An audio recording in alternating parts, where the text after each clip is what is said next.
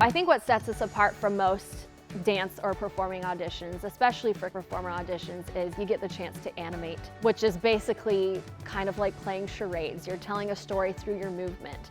And that's something not everybody has training in, and so it's fun to explore. It is always really inspiring to watch because people can just take you in, and that is what makes it special. The animation round is the most important thing that you're going to be doing in your audition. My advice for the animation round is to be big and bold. Make your movements count.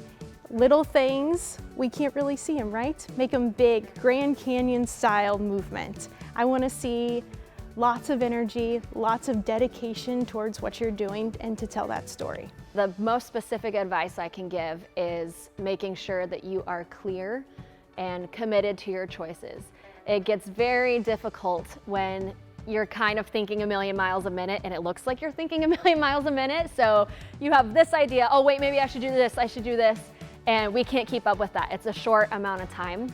Take it a little slower, go clear and commit to those clear choices so that we can follow it. You want to be able to tell your story to an 80-year-old and an 8-year-old because we are a family park, and it just needs to be a very clear message of what your story is with really clear details.